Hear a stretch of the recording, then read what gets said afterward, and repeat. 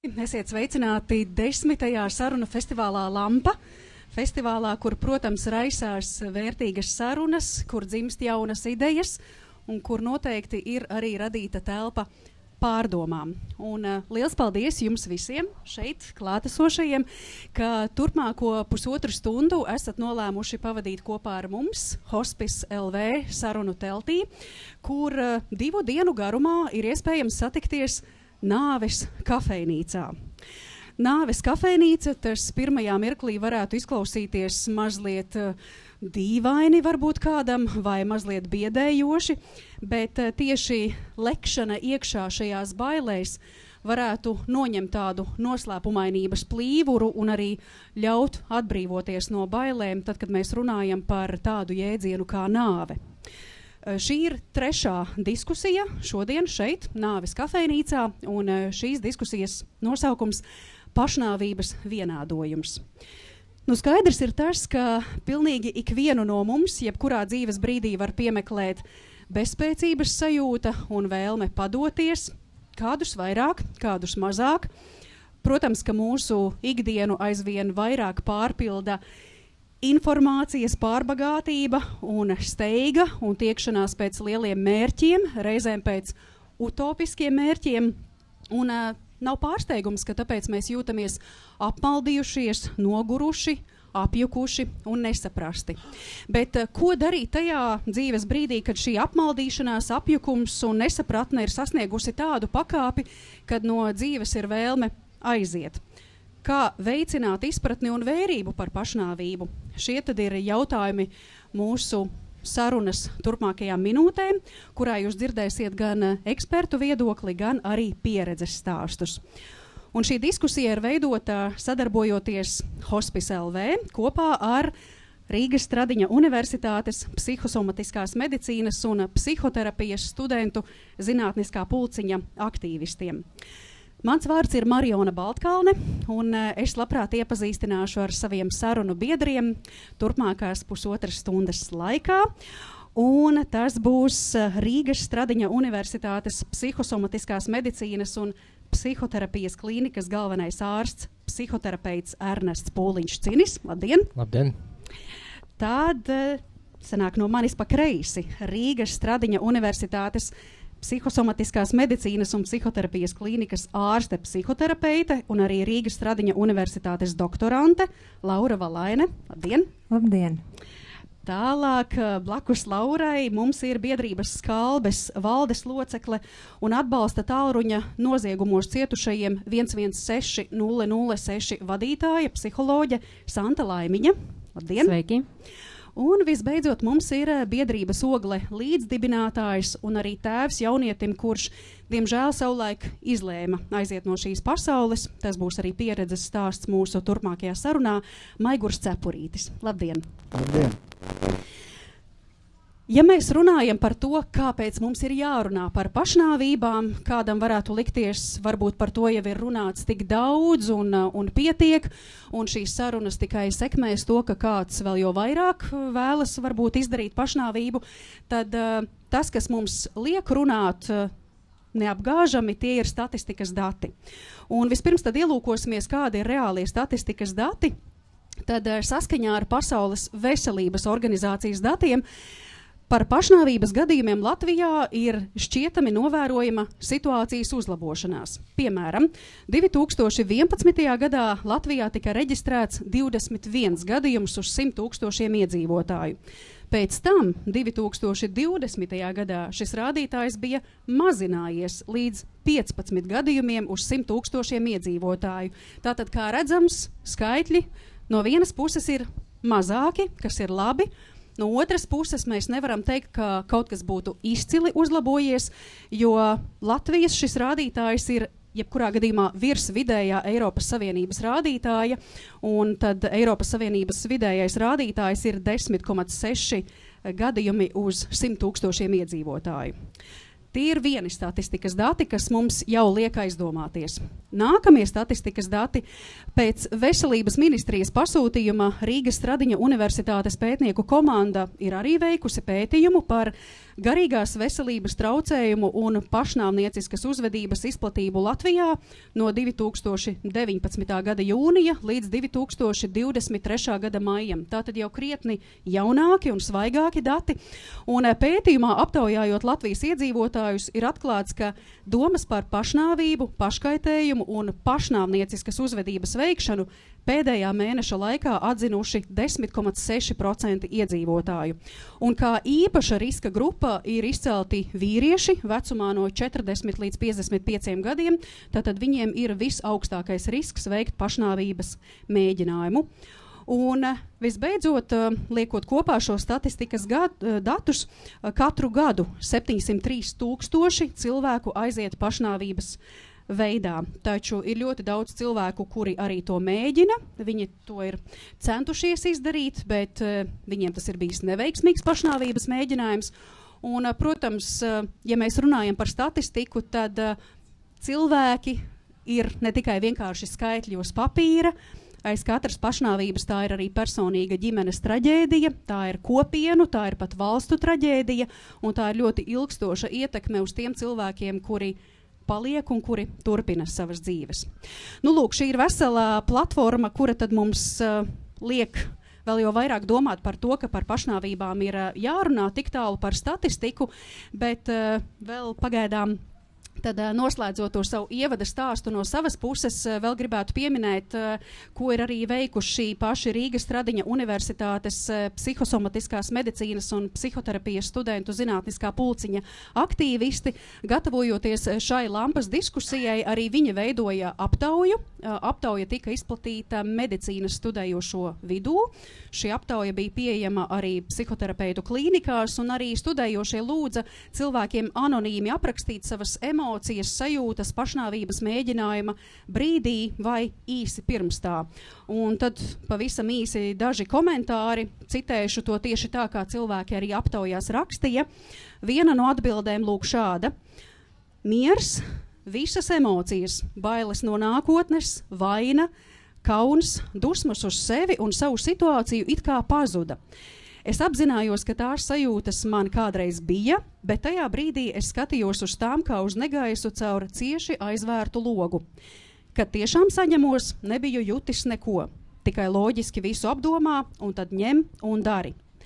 Interesanti, ka tad es izjūtu tikai mieru, bet tagad, aprakstot šo situāciju, es trīcu. Lūk, viena atbilde. Nākamā: bezcerība, sajūta, ka jūtas prātā un būtu vieglāk visiem, ja tevis nebūtu. Viena smadzeņu daļa pretojas, tā racionālā, bet emocionālā ved tevi pie domas, ka šis viss ir jābeidz. Un trešā: bezpalīdzība, sāpes, vēlme aizmigt un nepamosties. Tā tad ir mūsu ievada bāze, ar kuru mēs turpinām mūsu sarunu par pašnāvībām, un šobrīd tad es vēršu savu skatu terapeitu virzienā. Mēs nu pat dzirdējām statistikas datus un arī cilvēku atbildes šajās anonīmajās aptaujās, un man jums ir jautājums, vai tas, ko mēs dzirdējām, sasaucas arī ar to, ko ir pauduši citi cilvēki, tie, ar kuriem jums kā speciālistiem ir nācies sastapties. Proti, kādas ir tās biežākās sajūtas, ar kurām cilvēki dalās, kuri ir, piemēram, bijuši tuvu pašnāvības izdarīšanai, kurus ir mākušas pašnāvnieciskas domas. Ernest? Es droši vien varētu iesākt ar atsaucu uz to pirmo piemēru, kur iestājās miers. Tā ir bieži vien tā lieta, kur saka, kā līdzcilvēki iespējams var atpazīt, ja cilvēks ir bijis ilgstoši depresīvs, nomākts un vispār cīnījies savu mentālo veselību, tad miers, tā varbūt tāda viena no tādām zīmīgām sajūtām, ka cilvēks beidzot ir atradis, es teikšu, pēdiņās risinājumu. Terapijā man gan nav gadījies ar tādu saskarties, parasti atnāk ar izteiktām izmisuma bezspēcības izjūtām. Pacients stāsta, kad sajūta, ka vairs nav nekam jēga, bet to jau mēdz no vizītes uz vizītes stāstīt. Tā kā man tajā brīdī vismaz nav radušās tāds akūtas sajūtas, kad šis ir tūlītās suicidāls. Un karjeras laikā man tikai vienu reizi ir gadījies pacientu tā teikt, uzreiz sūtīt uz stacionāru ar akūtu suicidālu tādu nolūku. Pārējās reizes es nezinu, vai man paveicās, vai es labi darīju savu darbu, bet mums izdodās vizīšu laikā nomierināt to situāciju un, tā teikt, izvilkt vēl vienu nedēļu, un tad vēl vienu, un tad jau palēnām tās cilvēks samierinās ar visu emociju spektru, vienalga, vai tās ir bēdas, sēras, izmisums, bezspēcība, dusmas, viss kopā. Bet es iedomājos, Ernest, ja tu saki, ka miers, tā ir viena tāda sajūta, kas cilvēkus bieži pavada, tāpēc, ka viņi jau ir atraduši to mieru kā risinājumu, ka visas esmu nomierinājies un es esmu gatavs aiziet. Bet tajā brīdī ar cilvēku vai strādāt nav vēl grūtāk izsist viņu tagad ārā no tās miera sajūtas?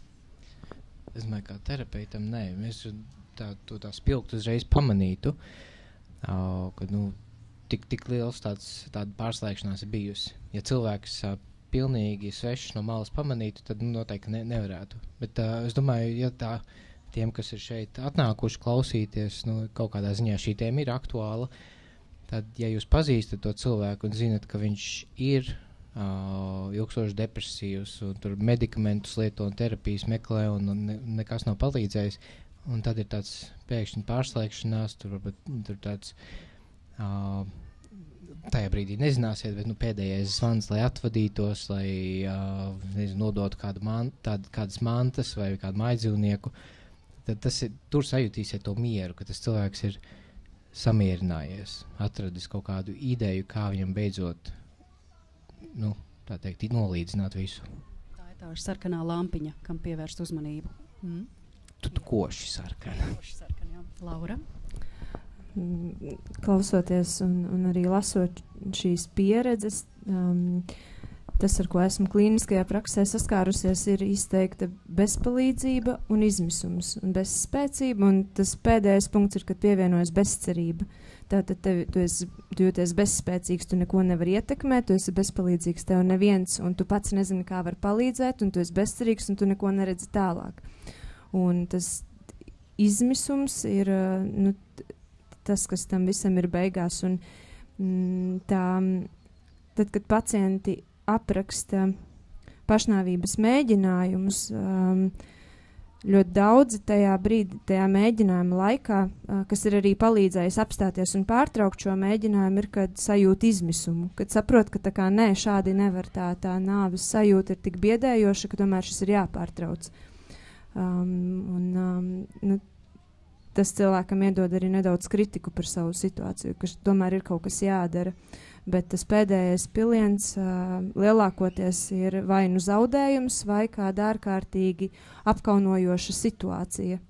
Tad vai nu tu zaudē kādu ārkārtīgi nozīmīgu cilvēku, objektu, mājdzīvnieku, ja tas ir pēdējais, kas tev ir, vai tu piedzīvo ārkārtīgi apkaunojošu situāciju, piemēram, no tevis aiziet ģimene, vai tu zaudē darbu, tu zaudē ienākumus kaut kur ir tāds sociālās savas vērtības zaudējums, un tie parasti ir pēdējie pilieni, bet tā emociju spektrs ir ārkārtīgi smags, un šīs domas, tās nerodās no tādas vietas, ka ir dzīve tādā mierā, bet tas jūtās kā risinājums.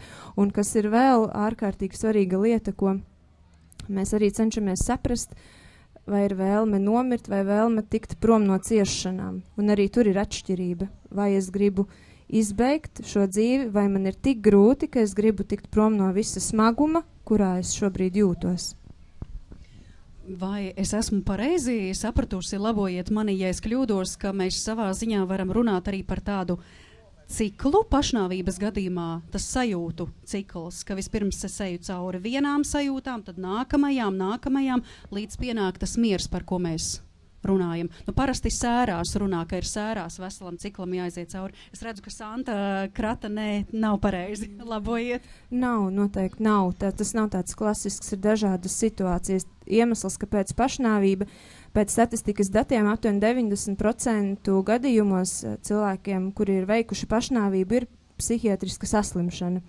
tomēr ir 10%, kuriem nav. Un šeit mēs runājam, piemēram, par hroniski slimiem onkoloģiskiem pacientiem vai sāpju pacientiem, kad dzīves kvalitāte ir tik zema, ka tu nespēji. Un tur, bet tas ir evidence-based, un mēs, protams, neesam pat intervējuši šos pacientus, bet lielākoties tā ir psihiatriska saslimšana, un tās saslimšanas gan ir dažādas. Ir tādas, kur cilvēks līdz šai domai nonāk lēnām, pakāpeniski, bet ir situācijas, ka tas ir impulsīva sajūta, lēmums, tāds kaut kas ātra reakcija, tā kā tas noteikti nav vienmēr šādi. Es domāju, arī kolēģi to pašu var apstiprināt. Jā, noteikti.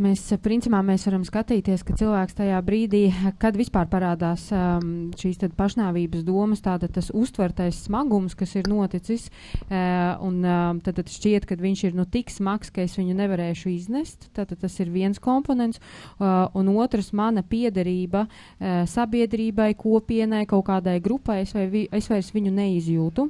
Tad ļoti labi es jūtu, ka manis vairs nebūs, tātad visiem būs vieglāk, un man vairs nav pie kā vērsties, vai es neredzu pie kā vērsties. Un šos tad divus komponentus apvienojot, mēs pa vidu varam ieraudzīt, ka roda šīs pašnāvības domas. Kā mēs to skatāmies, visbiežāk tas būs par to uztverto smagumu. Jā, tad es gribu pārtraukt to, kas ar mani ir noticis. Nevis dzīvi, bieži arī, arī pie tālruņa, piemēram, krīzes tālruņa. Mēs jau nerunājam par to, ka es gribu nomirt, jā, to var tā izteikt vārdos, bet es gribu, lai beidzas tas, kas ar mani šobrīd notiek. Ja mēs varam varbūt tā filozofiski teikt, ja tās dvēseles sāpes ir tik lielas, kad es esmu gatavs spēt šo soli.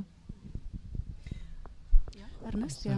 Iedomājos, ka šeit mūs savākās kopā ar daudziem pašnāvību mēģinājumiem, kas pat nav bijuši kā pašnāvību mēģinājumi, bet kur ir paškaitējumi nolūki bijuši. Jo tieši paškaitējums griešanās, kur ir šīs te šķērsiniskās, nevis gariniskie griezumi, viņi jau nav ar nolūku izdarīt pašnāvību, bet tieši kā jūs sakat, kaut kādā veidā pārtraukt tās izjūtas. Tā kā sāpes fiziskās bieži vien nomāca emocijas. Un šis ir kaut kas tāds, ko pacienti īpaši pēc paškaitējuma arī atzīmē. Bija tāda milzīga spriedze, tad es griezos, un tad man atlaida. Un tas ir tas, kas mani atbrīvo. Nekas cits man nepalīdz, un šis man iedod tādu brīvības sajūtu, un tas iedod to vilinājumu tajā atkārtot, un tas atvieglojums ir tik patīkams, ka viņš arī nosēžās kā tāds, mēs to varam, varbūt negluži nosacījuma refleks, bet tādā izjūtā, ka šis ir tas, kas man palīdz.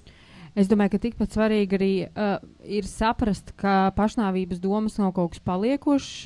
Ja man viņas ir, viņas man būs visu laiku nepārtraukti.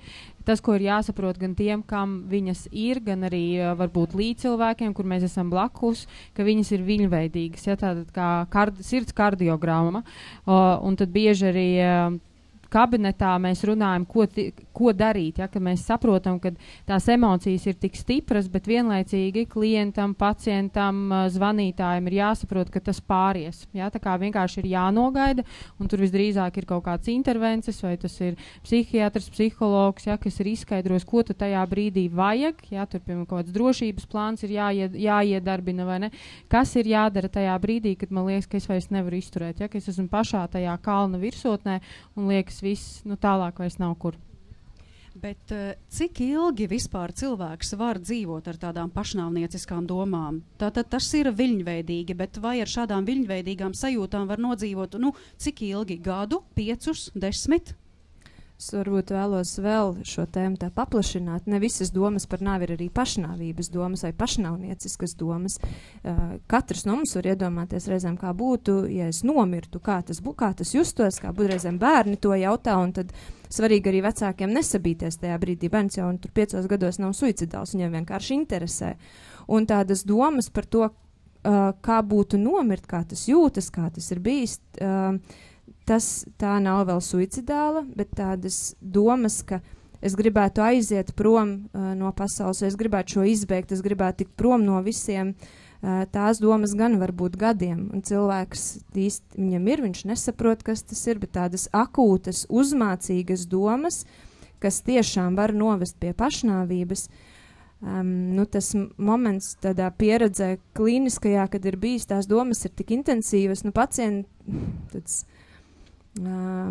tiešām no praktiskās pieredzes, tie var būt vairāki mēneši, kad ir intensīvas pašnāvības domas, uzmācīgas katru dienu, ka tu kaut ko dari un tev visu laiku, bet varbūt aizej uz tiltu, varbūt iebrauc kokā, varbūt izdari šo, tās domas, ka tāds rēks nāk virsū, un tad ir jautājums, cik ir kapacitāšu, lai to izturētu, kāds ir atbalsts, pie kā vērsties, vai terapeits ir palicis vienīgais cilvēks tev uz to brīdi. Tad arī personības faktori ir ārkārtīgi nozīmīgi, bet tie var būt mēneši, bet tā var būt arī, pārspīlēt sakot, viena doma, tā kā tas ir ļoti atkarīgs no personības faktoriem arī. Tas, kas beigās izšķirs, vai cilvēks beigās izdarīs vai neizdarīs pašnāvību, tas ir tāds veiksmes faktoru kopums, ja? Vai tur būs tā atbalsta persona, vai būs tur tas tilts, ja, pa ceļam, kuru izmantos kā izdevību. Parasti pēdējais punkts ir viens no šiem diviem. Vai sociālas saites pārrāvums, kaut kādas nozīmīgas attiecības, vai arī reputācijas kāds jautājums, kur nāk kauna, apkaunojuma, pazemojuma emocija. Kāda no šīm divām parasti ir pēdējā? Jūs noteikti arī savā praksē esat saskārušies, un šeit jau mazliet sāka iezīmēties tas faktoru kopums, kas galu galā noved pie tā, ka cilvēki vispār sāk domāt par pašnāvību. Te bija par izšķirtu ģimeni, par varbūt pat mūžībā aizgājušu mājdzīvnieku, vai ir izdevies apkopot tādu klāstu, kas visbiežāk cilvēkiem par to liek domāt, noved pie šādām domām? Jā, es gribētu teikt, ka jā. Ir arī evidence-based, tad vairāk pētnieki, protams, vairāk tas ir pašnāvības fenomens kā tāds ir ticis pētīts. Varbūt es tā kā no grāmatas tā teikt nenolasīšu, kolēģi papildiniet. Tad, ja mēs sākam ar tādu, tad tā ir pusauģu grūtniecība. Jā, tā tad nav atbalsts ģimenei, darba zaudējums, mājdzīvnieka zaudējums, tuvinieka it sevišķi. Ja mēs skatāmies no tādas krīzes teorijas, kādreiz mēģinājuši ir pētnieki, zinātnieki salikt tā kā to krīzes stiprumu izmērīt, un tad 100 balles tika piešķirtas partnera zaudējums. Ja mēs skatāmies, tad ir piešķirtas 100 balles, tā tas ir tāds visspēcīgāk uztvertais no zaudējumiem. Jā, kas vēl? Tāds sāpes. Jā, tā tad sāpes, kur nevar atrast, kāpēc man sāp, vai ilgstošas sāpes. Fiziskas sāpes, fiziskas sāpes. Tātad, iedomājieties, cilvēkam jādzīvo 5 gadi ar ļoti sāpīgām migrēnām, piemēram, neizskaidrojamām, iet uz miega, uz pie ārstiem, vai ne, un nevar atrast, kāpēc sāp, vai nezinu, kaut kādas šīs te neizskaidrojamās sāpes, kur nevar atrast šo te cēloni. Varbūt papildinot arī terminālas diagnozes vai, piemēram, multiplā skleroze jaunam cilvēkam, jaunam darbspējīgam vīrietim, kurš ir viss viņam dzīvē priekšā, un viņš uzzina un ātri progresē slimību. Tātad tās var būt arī fiziskās tādas limitācijas.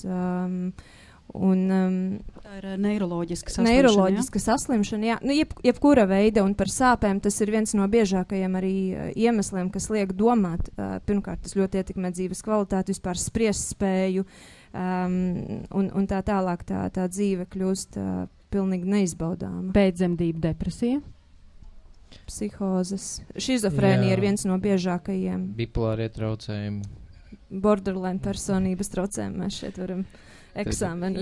Jā, mēs varam eksāmenu tā turpināt saukt, bet principā, kas ir svarīgi, tad uztvertais, mēs varam nosaukt 1000 iemeslu, 1000 diagnozes, 1000 notikumu, kas var ar cilvēku notikt, bet galvenais būs, kā cilvēks to uztver, cik ir tas smagums, kas man ir jāiznes šajā brīdī. Tas var būt darba zaudējums, tā var būt, nezinu, salauzta kāja, jā. Tas, kas vēl nāk klāt, ko es domāju, īpaši mūsu sabiedrībā ārkārtīgi būtiski pielikt klāt, alkohola lietošana. Ja ir kāds no šiem faktoriem plus alkohola lietošana, ja alkohols pirmajā brīdī šķiet, viņš tā kā mūs atslābina, bet kopumā alkohols ir depresants. Viņš pastiprina depresīvo simptomātiku, un pašnāvības domas bieži ir depresijas simptoms. Tātad alkohola lietošana, izolēšanās, vientulība. tie ir, ja ir zaudējums plus kāds no šiem un vīrieša dzimums, bet ne tikai. Pasaulē ir arī reģioni, kur sievietes biežāk uztaisa pašnāvības, un tas ir tajos reģionos, kad, piemēram, jaunas sievietes pusaudzes 12-13 gados izved precēties kaut kur. Tur ir tieši sievietēm augstāks risks pašnāvībām. Mums Latvijā vairāk tie ir vīrieši, pusmuši, tas, ko tu dzīvēs sasniedzis un darba spēju zudums, alkohols, tas viss nāk komplektā. Ko tiem cilvēkiem, kuri nonāk pie speciālista, paldies Dievam, ka viņi nonāk, ko viņiem ir nepieciešams dzirdēt kritiskajā brīdī, un vai saruna var glābt situāciju un var glābt dzīvību? Tā ir tāda neliela faktiski ielūkošanās jūsu darba ikdienā, tik daudz, cik jūs varat atklāt un pastāstīt, varbūt varat padalīties. Man pirmais, kas nāk prātā, ir kaut kādā ziņā kontrastēt to triggeri, vai tā ir kauna vai vainas izjūta, un tad vai tā sociāla izolēšanās, teiksim, tur kontrastēt, parādīt to, ka viņš nav viens, kad ir tas atbalsta loks, pat ja šobrīd ir nedaudz tālāk, vai tur ir kaut kādi strīdi bijuši, vai kaut kas cits, vai, kad, teiksim, tas kaut kāds apkaunojošais brīdis iespējams ir bijis pilnīgi nepamatots uzbrukums šim cilvēkam. Kas man tur fonā visu laiku vēl tā vibrē, ir tas, ka vienkārši jau tā saruna ar jebkuru kompetentu cilvēku, kurš saprot tā situācijas nopietnību, tā saruna pat pa sevi jau kliedē to vientulību, to šausmīgo vainas izjūtu vai to kaunu izjūtu. Vienkārši būt kopā, nosēdēt tās 40, 45, 50 minūtes jau kabinetā, tas jau parasti palīdz. Saruna tajā brīdī ir tas, kas notur. Arī telefona saruna. Jā, es gribēju piemetināt tieši to, ka dažreiz jau nenonāk līdz tam kabinetam. Bet pirmais tas, ko es varu izdarīt, ir pazvanīt. Ja, es pazvanīt un principā šo telefonu zvanu arī pastāstīt, ka tas, kas ar mani notiek, ka tas ir kaut kas nopietni, un dažreiz arī tie zvanītāji, tas tāds ļoti liels solis viņiem atzīt, vai ne, un, protams, kad jāsaprot, ka dažreiz ar pilnīgi svešu cilvēku ir parunāt daudz vieglāk, it sevišķi es vēl viņu neredzu, un principā es iešu pa ielu, un es nekad nezināšu, ka man pretī nāk konsultants no tālruņa. Un tas ir tas, jā, kas varbūt ir tāds telefonu vispār atbalsta tālruņu plus, kad es varu tiešām izstāstīt, neraugoties otra cilvēka sejā, jā, un neredzot, kā viņš varbūt, jo dažreiz arī klienti tomēr skatās, kā tas terapejs tomēr es viņam izstāstīšu, kā viņš tur reaģē, vai ne, kā tas izskatās dzīvē, cik tā traki ar mani ir, ja es izstāstu. Bet tur, jā, mēs neredzam, mēs saņemam tādu, tādu pilnvērtīgu tuvumu un klātesamību, jā, ka šis ir tavs telefona zvans, un mēs esam ar tevi pilnībā. Vai ir gadījusies varbūt tāda situācija, ka cilvēks saka, es gribēju izdarīt pašnāvību, bet man tam pietrūka spēka, un tad jums kā speciālistam varbūt tad sanāk teikt tieši pretējo, ne, ir tieši otrādi, tev ir gana daudz spēka, lai dzīvotu, tu esi tieši ļoti stiprs, ja tu neizdarīji pašnāvību.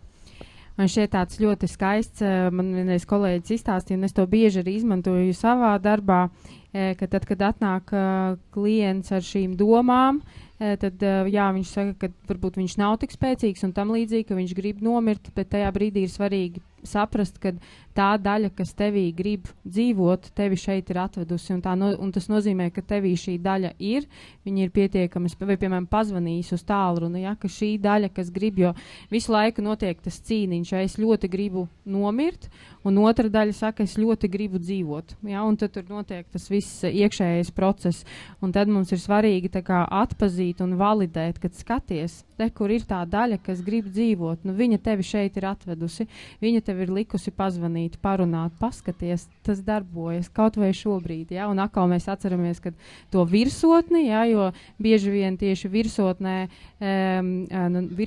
bet augšējā emociju stāvoklī, jā, tajā pīka stundā arī tas klients vai zvanītājs arī zvana, un tas nozīmē, ka skaties, tu esi atradis kaut kādu veidu, kā sev palīdzēt. Pat atrodoties tur augšā un sako, ka es vairs nevaru izturēt, man ir tik slikti. Un tas, ar ko bieži šādās situācijās pēc tam mēs arī strādājam, ir par šo vainas izjūtu un pašu uzbrukumu sev. Kāds es esmu, ko es taču pat šo nevaru, ka tā ir milzīga vainas, milzīga agresija pret sevi un pašdestrukcija, kas ir, un papildinot arī to, ko kolēģi minēja par šīm divām daļām, vēl tāds aspekts, kā mēs uz to varam pastīties, ka tajā brīdī, kad cilvēks vēlas uztaisīt pašnāvību, viņā ir no šīm viena daļa, viens, kurš tiks nogalināts, un otrs, kurš nogalinās. Un kā tās abas divas daļas jūtas. Un vienā cilvēkā. Jā, tieši tā. Un kā mums gan to, kurš nogalinās, kā tai daļai pievērsties, lai to impulsu iztur, un kā jūtas tā daļa, kuru nogalinās. Mēs pirmīt runājām par tām sarkanajām lampiņām, izteikti košajām sarkanajām lampiņām, uz kurām ir jārēģē, ja cilvēks saka šādi vai uzveda šādi, bet par vēl vienu tendenci, vai tāda arī pastāv pašnāvība kā iespējams citu cilvēku manipulācijas rīks. Kā tad saprast, kad ir tiešām īsti draudi un kad ir jārēģē vai uz katru situāciju, kad cilvēks izsaka šādus draudus, ka es došos prom un es izdarīšu to un to, ir jārēģē. Es domāju, lai šo izvērst, man gribās pirms par pašu terminu manipulācija. Pirmkārt, es šobrīd ar jums manipulēju. Es kaut ko stāstu. Mēs ticam. Jā, un mana doma, cerība ir, ka kaut kas jums aizķersies, un es manipulēšu jūsu prātus tādā veidā. Un tad tas ir viens spektra gals, kur nav nekas ļauns, kur varbūt ir labs nodoms, un tad ir otrs spektra gals, ko mēs parasti saprotam ar vārdu manipulēšanu, kur ir šis te ļaunais nodoms. Un tad mēs nonākam pie idejas, kā manipulācija ar pašnāvības idejām, pateikt kādam, kur man te pašnāvības domas, un kā tad tu tagad rēģēsi, un tad skatīties, kā tad viņš rēģēs. Pirmkārtām, es neesmu dzirdējis par tādu gadījumu, ka tas tiek izmantots tā, tiešām klāji ļaunprātīgi. Kādreiz tas varētu būt šis te, tiek izmantots varbūt tādā vēl maigākā formā, kā manipulācija, lai pievērstu uzmanību, bet nevis tā pliki pievērst uzmanību, skaties uz mani, bet kad tas cilvēks sauc, man pietrūkst mīlestības, man pietrūkst rūpes, es nejūtos labi, es nejūtos mīlēts, lūdzu paskaties uz mani, lūdzu parūpējies par mani. Tā, manuprāt, tā ir manipulācija, bet ne tā ļaunā, ne tā nesmukā. Par uzmanības pievēršanu to varam nosaukt. Jā, bet arī ne tā pusaudžu uzmanības pievēršana, kur es mētā bumbiņā un skaties, pasties uz mani.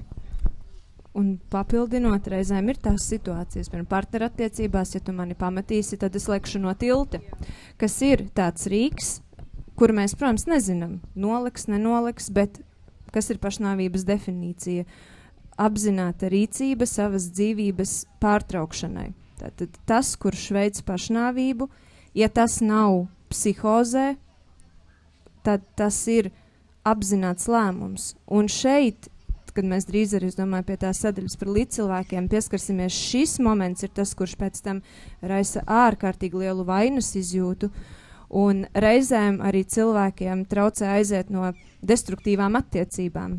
Jo, ja es aiziešu, tad ko tas cilvēks izdarīs? Es tad turpināšu dzīvot, bet viņam nekā nav, ne viņam draugu, ne viņam tur tas, ne viņam šajais.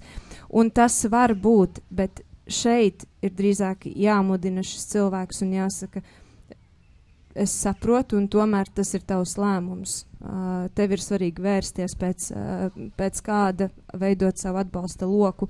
Un šeit gan tā var būt tāds teiciens, bet, ja mēs arī par pusauģiem runājam, ja pusaudzis saka, es gribu nomirt, tas nevienmēr nozīmē, ka viņš tūlīt ies un kaut ko darīs, bet tas ir sauciens, un uz to nu šitā visi pusauģi dara. Neklausamies. Tas ir tā nē, ja pusaudzim jau arī ir kāds iemesls, kāpēc viņam ir jāsaka tik skaļi vārdi. Tātad kaut kas pirms tam ir nesadzirdēts. Tas nenozīmē, ka uzreiz visai ģimenei ir tagad jāgriežās apkārt un visa dzīve tikai, lai viņš tā nejustos. Kā sadzirdēju, kas, cik ilgi, kā tu domā, kā tu jūties, un tad padomājam paši, kas ir tas, varbūt pusaudzis iepriekš ir kaut ko teicis, un mēs neesam saklausījuši, mēs neesam veltījuši, mēs esam ierakušies kaut kur, un paliek tā kā no tādas labsajūtas šādi vārdi nenāk. To ir svarīgi atcerēties.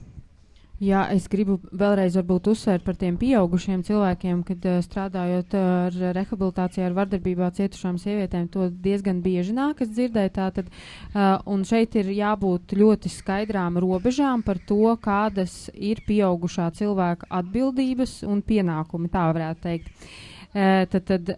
Un šeit arī iesaku meklēt tādus teikumus kā ja tad, tātad ja tu kaut ko nedarīsi, tad es darīšu tā un tā, tad es veikšu šo pašnāvību, jo šie ja tad teikumi ļoti bieži arī parāda to, ka partneris var mēģināt ar šo te pašnāvības manipulāciju tomēr parādīt, ka es gribu, lai tu kaut ko dari, tu nepamet mani vai tad parādīt, vai ne, un tad mēs varam iedomāties, ka tā tomēr būtu manipulācija, un šeit tad, ko tad darīt tādā brīdī? Šeit atkal tātad robežas, jā, kā kolēģi saka, jā, es tevi dzirdu, un šeit ir konkrēti soļi, kā mēs tev tad saukšu ātro palīdzību, ja tev ir tik slikti, re, kur ir ārsta numurs, re, kur ir psihologs, re, kur ir atbalsta tālrunis, kas varbūt vēl ir vajadzīgs, ja, bet tas ir nevis par manu uzvedību, kas man ir jādara, ja, ka man tur jākļūst labai sievai, vai es nekad tagad no tevis nedrīkst iet projām, bet tas ir tas, ko es tev varu piedāvāt, kādas palīdzības iespējas, un tā ir tava atbildība vai vēlme pieņemt vai nepieņemt.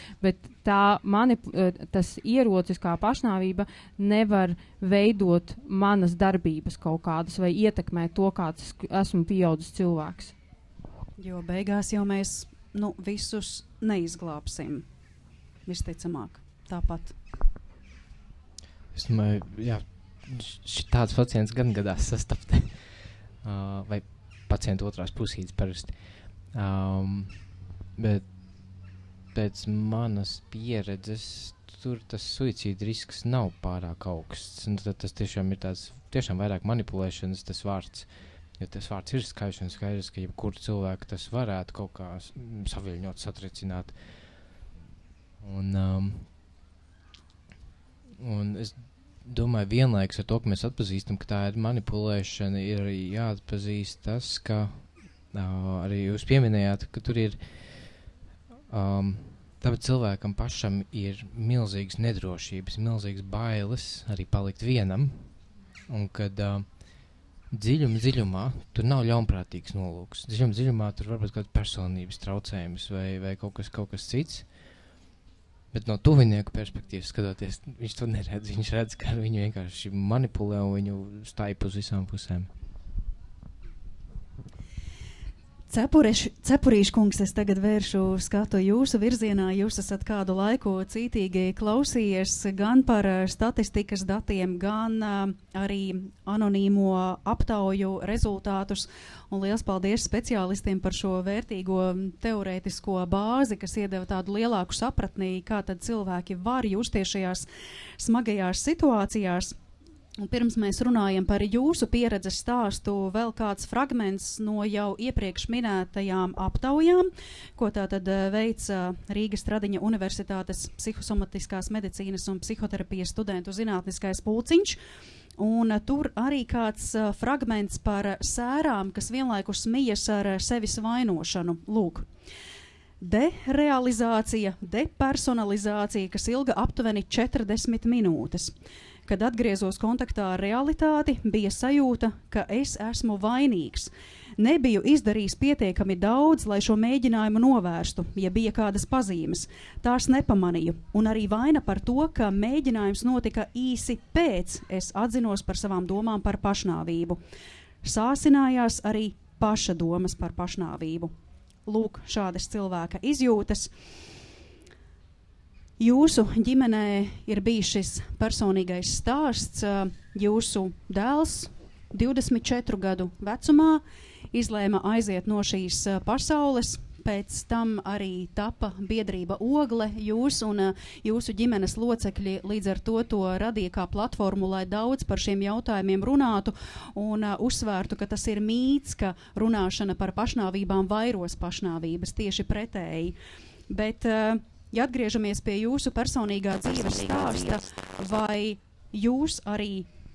jūsu gadījumā bija iespējams pamanīt kādas pazīmes, ka cilvēks ir tuvu tam, lai aizietu?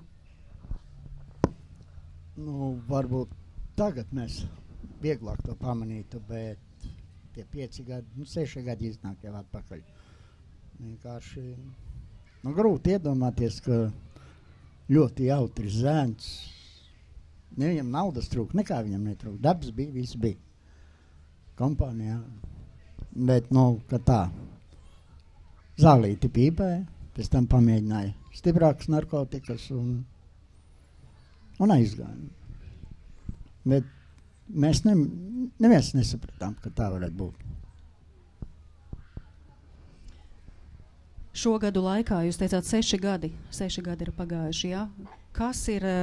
Kādiem posmiem jums ir nācies iet cauri šajā sērošanas procesā? Tajā citātā, ko es pirms mirkļa lasīju, tur arī bija šī vainas sajūta.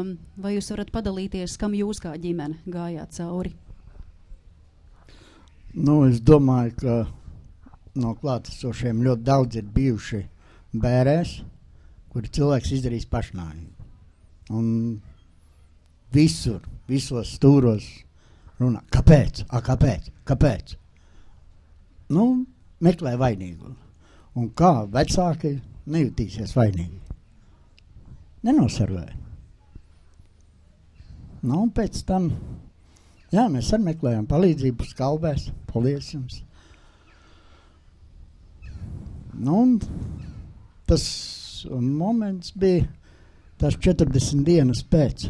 Mēram salasījās tie jaunieši un savā starpā sāka runāt to, ka gandrīz visi ir domājuši par pašnāvību starp viņa draugiem. Un tā mēs kaut kā pusgada laikā tas izfiltrēs, ka par to ir jārunā. Un tas bija vēl, tajos laikos arī ne televīzijā, ne par radio nerunāja par pašnāvību, kā saka. Tad mēs tādā laikā teicām, ka vajag to, tā stigma, ka pat bija tāda, ka ja ir izdarījis pašnāvību, tad vecie cilvēki teica, viņu kapsētā glabās. Ja? Un tad mums bija tā, ka festivālā mēs arī pirmajā teicām to, ka varbūt vajag to pašnāvības zārku beidzot ienest kapsētā. Tā pamazām radās mums sadarbības draugi un izvērtās arvien vairāk. Es pareizi sapratu, ka dēla daudzi draugi nojauta, zināja, ka tā varētu būt, ka viņš varētu gribēt izdarīt pašnāvību, ka, teiksim, viņu vidū bija kādas aizdomas, ka tas varētu notikt, bet jūs nemanījāt? Nē, visi bija pārsteigti tieši par to. Bija viņš palicis savādāks, kā sāka. Viņš iesāka zālīti pīpēt, un pēc tam jau tur draugi nāca, kur tuvākie arī man bija pazīstami, nāca un teica, ka, kas viņam tur ir. Jā, ka viņš, pārtrauc ar vienu draudzību, tad pēc tam atkal draugi un tā. Bet, es saku viņam, ja zēnam pietika naudas atrast draudzeni, aizdot uz Taizemi pie viņas, pēc tam atvest viņu uz Latviju un gatavoties kāzām, tas vienkārši... Man tas likās pēkšņi. Vai jūs varat iezīmēt soļus, kā jūs sākāt būvēt biedrību Ogle? Jūs jau teicāt, ka to pašnāvnieka, teiksim, zārku ienest kapsētā, ja? Nevis ārpus baznīcas teritorijas, bet tad blakus tai baznīcas teritorijā, ne tā kā mūsu senči kādreiz darīja. Vai šis ogles veidošanas process, cik tas bija viegls, vai jums nāca daudzi palīgā? Nu, noteikti nebija viegls, vienkārši man Māris arī mēģināja piedalīties tenī hip-hopa bazars par štuku un tā, ka tur, viņš arī centās tā kā rakstīt dziesmas un visu kaut ko mēģināja. Māris, tas ir dēls, kurš aizgāja, jā. Nu, un tad bija tā doma, ka tad, kad viņam būtu palikuši 25 gadi, ka mēs viņam par godu sarīkosim tādu, nu tā kā doma bija sākumā festivālu, vienkārši tādu. Nē, doma bija tā kā dzimšanas dienas svinēt nelielā pulciņā, bet pēc tam ar vienu tas tie draugi apauga un tā meita Alise mēģināja tā kā uzrunāt jau tādus lielākus mūziķus un zinot, par ko runa. Nu, mums piekrita tur, Ansis Skutelis un Singapūras Satīns un tā. Un tā tas pirmo festivālu bija ļoti grūti. Labi, ka mums kultūras koledžas pasniedzējs Jānis Jansons ar grupu nāca palīgā, parādīja mums, kā tas darās, kā ir pareizi darīt un tā. Pirmajā festivālā mums arī veselības ministrija piedalījās, arī ministrija Ilze Viņķele bija klātienē, piedalījās ar visu telti un tā. Un tad kaut kā vienu laiku tā kā rokas nolaižās, bet pēc tam, ja pēc tāda pasākuma cilvēki tur uzraksta, ja paldies, ka jūs tā darat un tā, tad ir nākošais gads, Un tā tad festivāla nosaukums Ogle, tas ir arī tas, kas šobrīd rotā jūsu tēkreklu. Ogle kā simbols tam, ka šī ogle neizdziest. Jā, tā pirmā doma bija tāda, ka nedrīkst atstāt ogli vienu. Tad viņi izdzisīs. Un tad mēs arī radās mums tas, ka tu neesi viens sauklis un tā pamazām. Un mums blakus sēž cilvēks, kurš visu laiku ar mums ir bijis no pirmā festivāla kopā. Vai jūs atminaties, cik ilgs tas sērošanas process jums turpinājās? Vai jūs pieķērāt sevi pie tā brīža, ka ir kļuvis tagad vieglāk, mēs esam kaut ko sapratuši, iemācījušies no šī? Sēru laiks turpinās. Ne ar ko nebeigsies, es domāju, bet kā es saku, prieku sagādā, tad ir kaut viens cilvēks pasaka paldies. Jā, es zinu, ka šeit arī starp klātesošajiem ir cilvēki, kuri ir bijuši jūsu veidotajā festivālā Ogle, un noteikti var teikt arī jums lielu paldies par to, ko jūs darāt. Jā, ja mēs atgriežamies atpakaļ pie tās aptaujas, ko es jau esmu šīs sarunas laikā pieminējusi, vēl daži citāti, kā ir jutušies tie cilvēki, kad viņi ir uzzinājuši, ka kāds cits viņiem tūs cilvēks ir mēģinājis izdarīt pašnāvību vai nomiris veicot pašnāvību. Tad šīs sajūtas ir bijušas lūk šādas. No anketu rezultātiem ir bijis zināms atvieglojums, ka cilvēks izdzīvoja. Ir gribējies pašai nomirt, jo otrs cilvēks to nav pelnījis. Gribējās sev nodarīt to pašu, ko sajūta otrs cilvēks. Protams, sevis vainošana, bēdas, žēlums un vēl kādā atsauksme, kaut kā nenopietni toreiz tas likās kā tikai uzmanības iegūšanas veids, bet šobrīd atskatoties liekas diezgan šausmīgi, ka varēja būt tik vienaldzīga un tas nešķita nekas satraukuma vērts, lūk par kāda cilvēka mēģinājumu pusauģu gados izdarīt pašnāvību. Par sērošanu tad paturpinot, it kā liekas pašsaprotami un tomēr es arī mūsu speciālistiem jautāšu, kāpēc vajag sērot?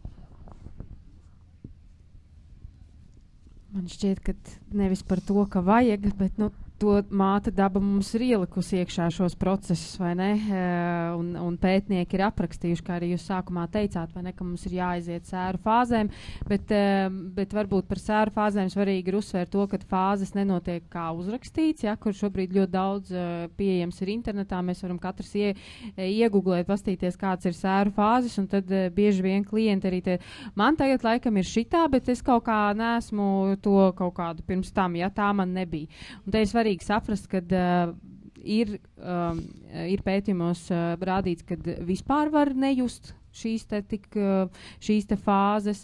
Fāzes var jaukties, fāzes var nebūt tā, kā ir tur uzrakstīts, vai ne, pēc kārtas. Un katram sērošana tomēr būs ļoti individuāls process. Es sēras varētu, ja tā filozofiski skatīties kā uz paisumu un bēgumu, ja, kā tās emocijas, ja tas ir principā sērās, mēs strādājam, mēs piedzīvojam emocijas. Ja? Un tad tās emocijas viņas nāk kā viļņi. Ja? Un pašā sākumā šie viļņi ir ļoti spēcīgi, viņi nāk bieži, lieliem, ja tādi lieli, milzīgi viļņi ļoti bieži. Un tad pāējot kaut kādam laikam, šie viļņi kļūst mazāki, lēnāki, varbūt maigāki, un mēs viņus tik spēcīgi vairāk neizjūtam. Tas ir tas, kā es parasti klientiem aprakstu sēras. Jā, man pāris tādu virzienu nāk prātā. Tad, kad domājam par sērām, es tā aizdomājos par to galpunktu, kur mēs gribam nonākt, tad tas ir nevis aizmirst to cilvēku, par to pacienti gana bieži uztraucās, es negribu izsērot, es negribu viņu aizmirst, tas man bija svarīgs cilvēks. Bet tad es arī sāstu, ka tas galpunkts nav aizmiršana, bet tas galpunkts ir atcerēties ar cieņu, ar visām izjūtām, kas ar to nāk kopā, gan tās skumjas, gan arī varbūt kaut kādas dusmas par to, ka viņš ir stulbenis uztaisīja pašnāvību un pameta mūs te bez viņa paša. Un tajā galpunktā tās emocijas ir tolerējamas. Tāpat tās var paraudāt kādā brīdī, var aiziet uz kapsētu un veltīt kādu brīdi pārdomām, bet ka tas vairs tam netraucētu ikdienā. Un tas sēras kā process ir tas instruments, kā mēs nonākam līdz tam galpunktam. Pēc idejas, pēc diagnožu klasifikātora veselīgas sēras ir līdz gadam, un pēc gada skaitās patoloģisks vai ielgušas sēras, bet man arī nelīdz gadam patīk šis iedalījums, jo, teiksim, ja man nomirst kāmītis, būtu rītīgi dīvaini, ja es gadu sērotu. Teiksim, ja nomirst romantisko attiecību partneris, ar ko tur ir 50 gadu nodzīvots kopā, būtu rītīgi dīvaini, ja tikai 2 mēnešus sērotu vai ja tikai gadu sērotu. Tāpēc arī vienmēr šis jautājums no pacientiem ir, cik ilgi tad ir jāsēro. Jā, tas ir tas, ko Santa arī pirmīt minēja, vai ne, ka tas reizēm teorijā ir aprakstīts kā pa viļņiem, bet lūk, tas posms man nebija, un tagad es esmu tajā, tā kā arī tas laiks, kas ir aprakstīts literatūrā, tomēr katram droši vien var būt atšķirīgs, un pat ja tas ir minēts kā gads, no citam varbūt tie būs tiešām 5-10 gadi, jo, arī jūs, Cepurīša kungs, minējāt, mums sēras turpinās varbūt citā formātā, vai ne? Formāts es nezinu, bet, teiksim, nevar izmest visu, kas saistās, teiksim, ar aizgājušu dēlu. To man atceries, viņš ir pircis, to dari to, viņš to ir palīdzējis taisīt. Visu laiku saskaries ar atmiņām. Šis, man liekas, ir tas punkts, kur mēs varam runāt par to, es tā no malas skatoties. Šis ir iespējams tas jūsu sēru galpunkts vai ļoti tuvu tam, kad ir kāds jēgpilns iznākums, kur tas būs Māra devums, tas būs jūsu devums, jūs to sērošanas enerģiju esat ielikuši iekšā šajā pasākumā. Un tādā veidā arī tā izreģēt, palīdzot citiem. Es domāju, kur vēl skaistāk? Es domāju, tieši tā arī ir, kā mēs cenšamies tur visu izlikt. Vai visi sērošanas veidi būtu pieņemami, ja tas cilvēkam pašam palīdz? Tur bija viens piemērs rakstīts, un pašai gribās izdarīt pašnāvību. Es domāju, tas nav pieņemams. Es domāju, sērošana ietver daudz dažādu izjūtu. nu, ja mēs par šīm klasiskajām fāzēm vai tā kā tiem, nu, viļņiem, kādi viņi tur mēdz nākt, vispirms ir, un parasti vienmēr ir noliegums, ka nē, tas nevar būt. Es nevaru noticēt tā derealizācija, depersonalizācija, kas bija aprakstīta, ka es nevaru vispār aptvert realitāti. Un bieži vien pacienti arī apraksta, ka es vēl nevaru saprast, ka tas notika. Man šķiet, ka man tūlīt zvanīs viņš, vai man šķiet, ka es aizbraukšu uz mājām, un tur viņš vēl būs nāks pretī, ka tas noliegums, viņš arī mēdz būt tā kā bet tomēr nē, šķiet, ka man tomēr pienāks kaut kāds zvans. Un tad ir dusmas uz sevi, un tas mēdz būt vainas izjūtā, dusmas uz mediķiem, dusmas uz sabiedrību, uz draugiem. Tad kāds ir dusmīgs ārkārtīgi, un ir ļoti grūti dusmoties uz to, kurš aizgāja, jo tas sabiedrībā jūtās nepieņem, bet arī tādas jūtas var būt. Tad ir kaulēšanās, kā būtu, ja es būtu izdarījis to, un ja es būtu izdarījis šo, ja es būtu pazvanījis, vai ja es būtu bijis labāks draugs, vai ja es būtu labāks vecāks, tā arī ir daļa, un tad ir tā depresīvā daļa, kas nāk ar nomākumu, kad mēs sākam tiešām tā pielaist dziļāk, jā, tas tiešām ir noticis, un tas ir ārkārtīgi sāpīgi. Un tad nāk tā pieņemšana, par kuru mēs, kad mēs varam būt tajā ar to notikumu realitāti, just, kā mēs jūtamies, bet iet uz priekšu, bet tas tiešām mainās.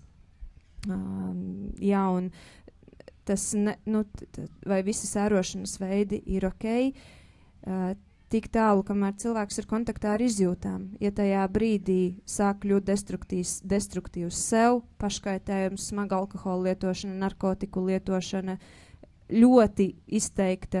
Varbūt vēlme izolēties, nerunāt, tas ir ok. Ir jautājums tie, cik ilgi, kādā formā un kā tas ietekmē, bet tad, ko ar tām emocijām dara? Vai sev vai citiem kļūst destruktīvs? Jā, jo svarīgi noteikti atcerēties arī, kad tiekot galā ar sērām, diemžēl tie neveselīgie galā tikšanas veidi, viņi palīdz sākumā, palīdz taču tās narkotikas sākumā vai alkohols pašā sākumā. Arī nerunāšana. Nerunāšana palīdz, vai ne? Un ja jau tas nepalīdzētu, neviens cilvēks nedarītu, jā, neviens cilvēks nelietotu, nerunātu un nenodarbotos ar šīm neveselīgajiem galā tikšanas variantiem, vai ne? Bet mums vienmēr jāskatās, kas ar mani notiek ilgtermiņā. Kādas sekas tam, ko es daru šobrīd, kā es mēģinu, jā, man varbūt man palīdz uzpīpēt, man palīdz iedzert, man palīdz kaut kādas vielas, šķietami tikt galā ar to, ko es jūtu, es vienkārši nejūtu to. Un te ir tā kā jāsāk saprast, ka es sāku spēlēties ar uguni, jā, un kas notiks pēc pusgada, pēc gada, pēc 2, pēc 3 gadiem. Jā, par šo vienmēr. Un vēl papildinot par šo nerunāšanu, kas arī mēnesi paraudāju, viss, beidzu, pietiek, nav ko te vairs. Un tad var nākt ārā psihosomatika, kas arī ir mūsu darba specifika, kad pēkšņi parādās sirdsklaus, pēkšņi parādās panikas, pēkšņi parādās gremošanas trakta traucējumi. Un tas parasti sakrīt ar šo sērošanas laiku. Tā kā arī psihosomatiski simptomi rāda, ka emociju intensitāte ir tik liela, ka ķermenis, viņš tā emocija strādā, bet viņa netiek izlaista attiecīgi uz āru. Vēl viens moments, ar ko dažkārt gadās saskarties, ir, ka pacienti prasa benzodiazepīnus, to pašu Xanaxu, vai tur antidepresantus, lai beigtu raudāt, lai nomierinātos, lai neko nejustu. Nav nevienās vadlīnijās rakstīts, ka būtu jālieto jebkādi medikamenti. Medikamenti tieši palielina risku, ka tās sēras var ieilgt un kaut kādas citas problēmas sāk parādīties. Vai uz bērēm ir ģimenes, kurās ejam uz bērēm, bet visiem iedodam Xanaxu, lai neviens neraud. Visi kaut ko, lai mēs varam savākties cilvēkos. Šie ir reāli stāsti, un tā kā esam lūdzu kritiski, bēres tam ir tieši domātas, lai jūs raudātu, lai jūs būtu vai arī, lai neraudātu, ja jūs to nejūtat. Nav vēl piemērotākas vietas, kapju un psihoterapeita kabinets, kur jūs vēl varat tā to telefonu līnijas arī. Telefonu. Mums ir dabīga vēlme gribēt justies labi un gribēt nepiedzīvot emocijas, kuras mums nepatīk, vai ne? Tas ir tā kā tas ir dabīgi gribēt bet šādos krīžu brīžos, vispār zaudējumu brīžos mums ir jāļauj psihei darboties un lai cik tas arī priekš sevis nebūtu grūti, ir tiešām jāsaskaras ar to, ko es jūtu, lai cik tas būtu nepatīkami priekš sevis. Ja? Un dažreiz arī, kad ir arī citi notikumi, ne tikai pašnāvības, kāpēc nonāk kabinetā vai ne, un tad kā vakar ir noticis šodien kabinetā, kad šitas beigsies, kas man ir jādara, viss rītā gribu justies labi, ja? Bet mēs skatāmies, tur 2 nedēļas pat nav pagājušas, tad mēs neļaujam psihei strādāt, dabīgi dziedināt sevi, varētu teikt. Mums ir iekšā šie mehānismi, ja? Bet mums nevajag prasīt no sevis vai no apkārtējiem vairāk nekā mēs spējam izdarīt, nekā daba ir mums ielikusi iekšā. Ir jāpaiet laikam. Tas ir vēlreiz un vēlreiz atgādinājums, ka jā, ir teorijas grāmatas, kurās ir daudz kas aprakstīts, un tas ir svarīgi, bet tad, kad tas nonāk kontaktā ar reālo dzīvi, tad nepieprasīsim no sevis kategoriski, lai mēs būtu ļoti skaisti izgājuši cauri visiem sērošanas viļņiem, un lai mums pēc kāmīša nomiršanas gadījumā sēras būtu beigušās tad, bet kāda iemīļota cilvēka nāves gadījumā sēras būtu beigušās tad. Jo mēs nekad nezinām. Mēs zināsim tikai tad, kad ar to saskarsimies. Pašā sākumā es jau teicu, ka aiz statistikas datiem stāv dzīvi cilvēki un ģimenes terapeiti vai jums ir arī nācies saskarties ar to, ka pēc šī pašnāvības gadījuma jums sanāk strādāt arī ar visu ģimeni, ar vecākiem, ar bērniem? Nenāk atmiņā. Ar visu ģimeni nē. Ir bijis pacienti, kuriem ļoti tūs cilvēks ir uztaisījis pašnāvību, un tā vainas izjūta, kas ir, tā ir ilga. Un ar šo vainas izjūtu parasti ir jāstrādā visilgāk, jo tā parasti atrod visvairāk apgalvojumus, kāpēc tā ir patiesa, ko es tiešām varēju izdarīt. Un jā, vainas izjūta ir tas, bet tā kā ar visu ģimeni man nebūs.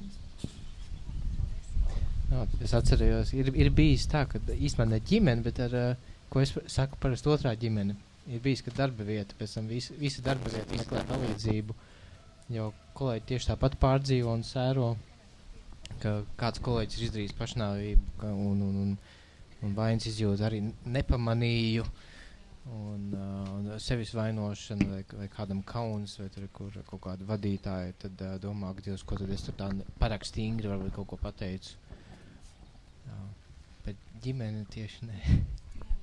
Mums varbūt nāk, jā, tā kā mēs tad krīžu un konsultāciju centrs, tad jā, pie mums griežas ģimenes, bet, protams, katrs speciālists strādā ar savu ģimenes locekli. Tāpat mums ir arī krīzes komanda, kur gan mums sanāk braukt uz uzņēmumiem, bet tur ir dažādi negadījumi vai arī pašnāvības arī gadās, vai ne, dzīve notiek ne tikai privātajā, bet arī darba vidē, un tur arī tad mēs braucam un sniedzam kaut kādu veidu atbalstu vai izstāstam, jo cilvēkiem tiešām ir bieži šis jautājums, kāpēc? Vai ne? Kas tad tur īsti notika? Kāpēc es neieraudzīju, kāpēc es nepamanīju? Varbūt man vēl apkārt ir kāds, ko es neesmu pamanījis, un kā šo visu integrēt, to, kas ir noticis. Cepurīša kungs, jūsu dzīvē tātad šis skumjais notikums daudz ko mainīja. Mēs jau runājām par festivālu Ogle. Tas ir veids, kā savā ziņā arī jūsu ģimene nāca kopā un gribētos ticēt arī tādā veidā jūs citu stiprinājāt. Vai tā ir? Pilnīgi noteikti. Es domāju, mēs festivālā ārstējamies arī paši. No tās depresijas, no sērām un tā tālāk. Protams, tad, kad sākas tas trakums norganizēt to festivālu, tad tā ģimene ir ļoti kopā. Un tad pēc festivāla atkal katram savas darīšanas, varbūt tā nav, bet katru gadu pirms festivāla pēdējais mēnesis, sevišķi pēdējās nedēļas, tad mēs nav dienas, ka mēs vairākas reizes nekontaktētos savās darbā. Bet viens ir šis festivāla trakums, teiksim tā, ja jūs nākat kopā, lai uztaisītu skaistu pasākumu, skaistu svētkus visiem citiem, bet vai paliek arī tāds brīdis, kad esat tikai jūs, tikai cepurīši, kad jūs esat kopā un varbūt kaut kā savā tikai ģimenes lokā atceraties Māri, pārunājat šos notikumus un izsērojat tādā veidā? Jā, un katrā ziņā, ko es esmu tā piedzīvojis, ka es saprotu, cik dārgi ir tie cilvēki apkārt. Jā, ir vēl palicis, vēl viens dēls un meita un sieva, un pēc tāda viena zaudējuma tu saproti, cik dārgi ir tie, kas ir palikuši. Jūs kā ģimene kopā arī vērsāties pēc kādu speciālistu palīdzības? Teiksim tā, visi kopā, lai saprastu, kā tas varēja notikt, jo jūs pirmī teicāt, nekas par to neliecināja. Jā, mēs Skalvēs bijām ar sievu abi reizē. Un, es nezinu, negribu teikt, ka man palīdzējis vienu reizi un vairāk negāja, bet sievai noteikti palīdzēja. Tad, kad sākāt veidot festivālu, pirmīt jau teicāt, nemaz tik viegli nebija, bet tas apkārtējo atbalsts no draugiem, radiem, paziņām, šī visa notikuma saistībā jūtat tādu iejūtību, sapratni, vai varbūt kāds tieši pretēji grib jums par to atgādināt, uzplēst vecas brūces, rētas? Pirmajā festivālā bija tā, ka es tajā laikā strādāju objektā jumtu likumu. Vajadzēja pārtraukt, atbrauc uz festivālu, un tāpēc tam man teica, ka tas saimnieks bija teicis tā, būtu labāk jumtu man līdzis, nevis narkomāniem festivālu taisījis. Ko jūs atbildat tādās reizēs? Ko var atbildēt? Bet, es saku, mums uztura tas, ka tiešām draugi visi, ar sapratni izturās. Arī šogad notiks festivāls Ogle. Drīkstu reklāmu taisīt. Pēc nedēļas Olainē. Ieskicējiet, kas tur sagaida. Arī kādas diskusijas par šo tēmu? Jā, mums šogad pat tā kā vairāk paredzēts uz lekcijām un diskusijām, ka muzika būs tikai vakarā, bet pārsvarā būs lekcijas un diskusijas. Arī tāpat ar mūsu draugiem kopā. Un es vienkārši atceros, man tādas siltas emocijas, atceroties, kā Ogle attīstījās, kā viņi izauga, un es atceros, ka pašas pirmās reizes, kur mēs gājām, runājām, bija tāds maziņas kafejnītes, pāris cilvēki, kas vispār vēlējās klausīties un ieklausīties, sadzirdēt, pavisam šauri bija, un tad es atceros, mēs bijām arī pašā pirmajā festivālā, nebija tik daudz cilvēki, un likās, ka kur vēl par šitādu tēmu uzorganizēts festivāls, kur jūs esat vai ne, skatoties statistiku un visu pārējo. Un, protams, ir gadi pagājuši un mēs esam klātesoši un braucam un skatāmies, kā tas viss ir attīstījies. Tas vienkārši brīnišķīgs, bet paldies. Jā, jums arī paldies. Mums laiks ļauj, un varbūt arī klātesošajiem ir kāds jautājums, ko ļoti būtu vēlme uzdot, klausoties jau vairāk nekā stundu šos stāstus, gan par statistiku, gan terapeitu pieredzi, gan personīgos dzīves stāstus. Varbūt skatos visapkārt uz visām pusēm. Jā, ir kāds. Jā, lūdzu. Tad jums jānāk tepat. Labdien, es esmu Andris Vēta, cēsnieks. Es esmu lasījis par Tibetu, kā tu ir ceremonijas bēru. Tu cilvēki priecājās. Lūk, viņam vairāk nesāp. Mēs priecājamies, ka viņš ticis vaļā no bēdām, no sāpēm, no fiziskām, garīgām. Cilvēki līksmojās un priecājās, ka viņš beidzot aizgājis no šīs, vienam otram ēles faktiski. Kādas jūsu domas par šo tematu?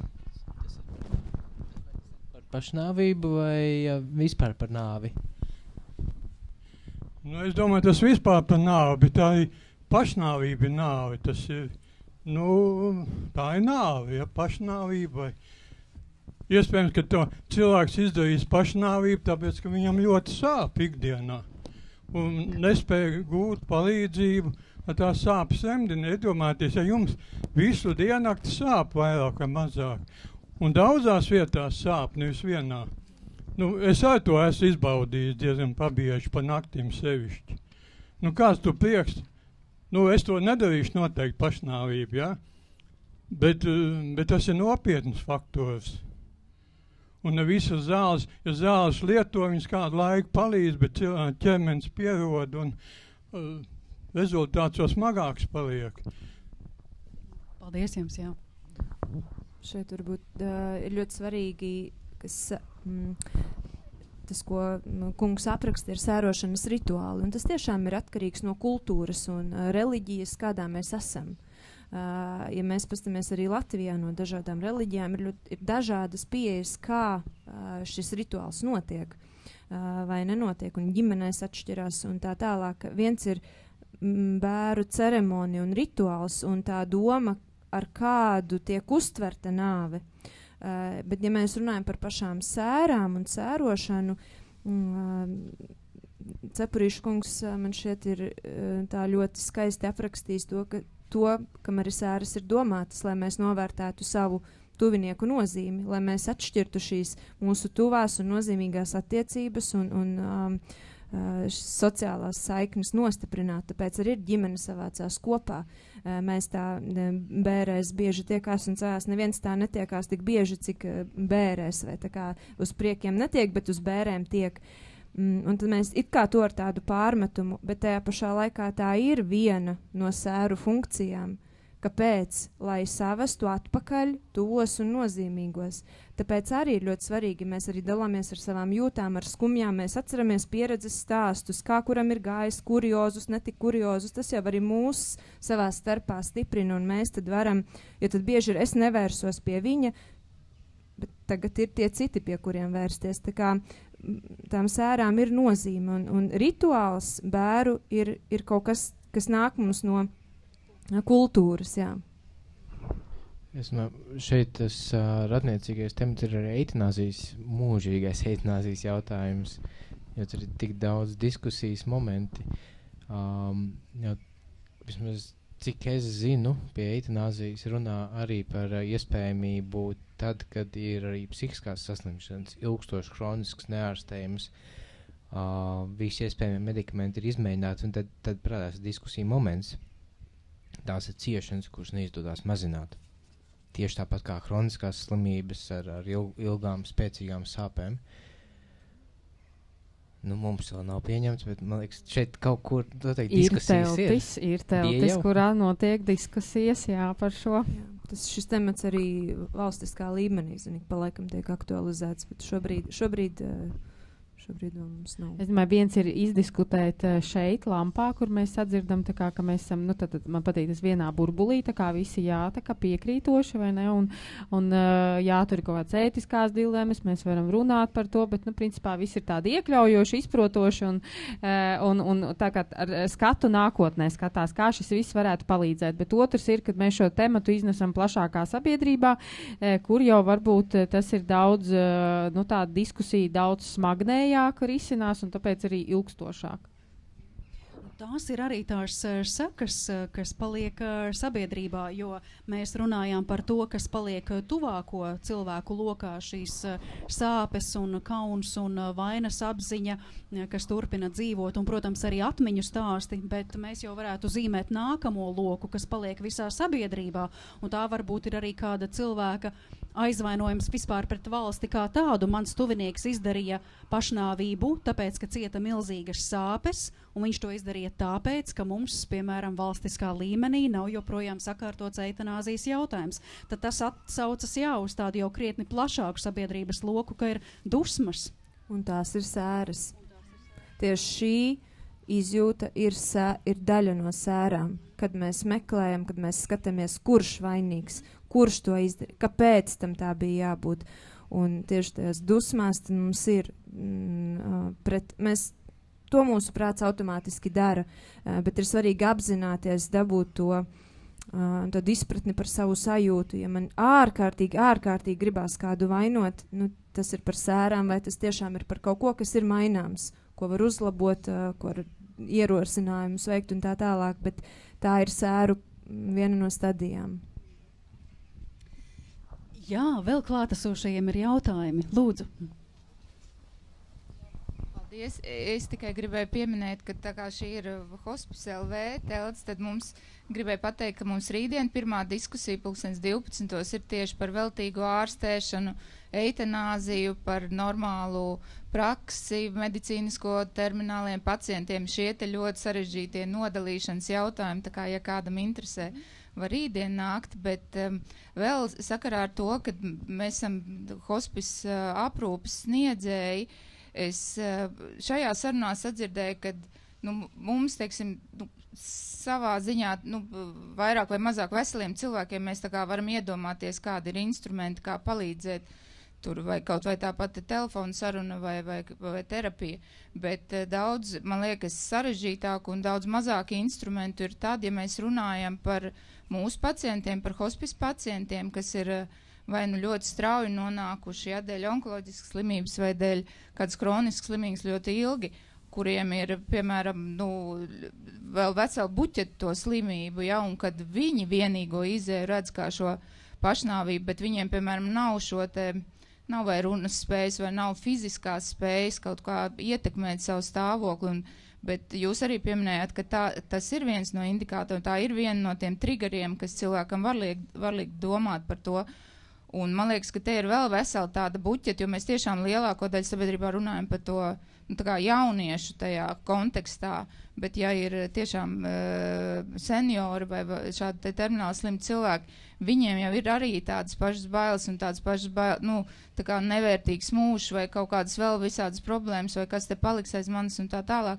Bet vai mēs šādiem mūsu pacientiem varam palīdzēt tikt galā ar pašnāvības domām vai mēģinājumiem, vai jums ir kādas pieredze vai zināšanas? Paldies. Viens, ja ir iespēja piesaistīt psihiatru ārstēšanas komandā, kurš izvērtē, vai tur nav attīstījusies depresija, vai demence, vai kas cits. Tātad psihiatra piesaiste komandai būtu ārkārtīgi svarīga. Ja aprūpē šis pacients runā par šīm vēlmēm, tad tas, un parasti arī izsaka, kam gan vēl, tad tas, ko var darīt, ir dot telpu, kā jūs jūtaties, kas tās ir par sajūtām, vai jūtas ārkārtīgi bezpalīdzīgs, apkaunots par šo situāciju, bezspēcīgs, palīdzošais un labākais, ko var izdarīt, ja ir resurss pašam aprūpētājam, validēt, kas tā par sajūtu, kā tieši un par ko, vai tā ir katru dienu, vai tas ir jūsu klātbūtnē, vai tas ir arī ar tuvinieku, vai tad vairāk dot telpu sajūtai un no dažādām pusēm, un jau verbalizējot sajūtu, tas jau ir kaut kāds spriedzes atvieglojums, un tas var palīdzēt izturēt, un ja tiek arī saprasts tas, ka tā var justies. Šeit gan jau būtu arī jāpiemina tāda palīdzības sniegšanas iespējas, pielāgotība. Tātad, ja es nevaru pazvanīt, tad es varu uzrakstīt. Ja es nevaru uzrakstīt un piezvanīt, tad domājam savādāk, kā šis cilvēks var tādu pārtraukt varbūt to vientulības sajūtu, vai kā viņš var saņemt to, kad ir kaut kāds vēl cilvēks, kuram viņš var izstāstīt tādā veidā, kā viņš to var izdarīt. Tad mums atkal mēs skatāmies, kāda ir pasaules praksa. Tur ir gan, piemēram, mums ir, nezinu, vai Latvijā tas ir, bet vismaz esmu redzējis, ka ir tādi speciāli projekti, piemēram, veciem senioriem, kuriem, piemēram, ir speciāli šī planšete tiek izdalīta, kur otrā galā ir iespēja sazināties kaut kādās noteiktās laika stundās ar atbalsta personu, tur par krīzes konsultantu, piemēram, un viņš zina, ka viņam tur, 5 vakarā, sestdienā ir rezervēts laiks ar sarunu ar krīzes konsultantu vai ar čatot, vai ne? Tad mums visu laiku ir jādomā, kad ir cilvēki ar dažādām vajadzībām, un ne visiem ir iespēja tiešām piezvanīt un pacelt šo telefonu, kā tad mēs varam pielāgot to vidi, lai viņi varētu sasniegt šo atbalstu iespējas. Kungam arī bija jautājums, lūdzu. Jā, labdien, Artūrs Austrēks. Jā, te jau par šo laikam bija uzsākta saruna, jā, bet es tāpat laikam pieminēšu. Nav jautājums, vairāk komentārs. Mūsu diskusijas fokus šeit bija par to, kā nepieļaut, kā atrunāt no pašnāvības.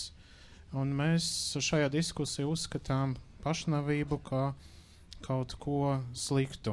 Bet mēs jau sākam runāt par to, kā ne visos gadījumos varbūt ir arī jāatrunā. Varbūt tas arī ir īstais un vienīgais dažos gadījumos ceļš, kā izbeigt cilvēka vai pacienta ciešanas. Jā? Mēs te ieminējamies minimāli par eitanāziju un asistētu pašnāvību. Daudzos gadījumos tas ir vienīgais ceļš, kā izbeigt tas ciešanas. Un te bija minēts arī par tam fiziskām sāpēm.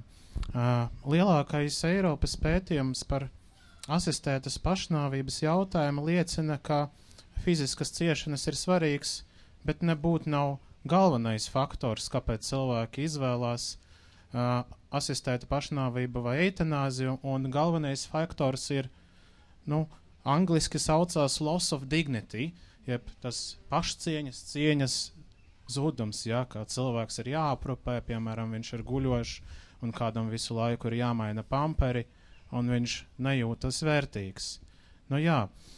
Laikam gribēju arī akcentēt arī varbūt šo virzienu, tas nekādā gadījumā nemazina to topika svarīgumu, par ko mēs šeit runājam, bet varbūt arī rīt ievirzīsies arī šajā virzienā diskusijas. Paldies visiem dalībniekiem un paldies arī jums par savu pieredzes stāstu, kā esat klāti. Paldies.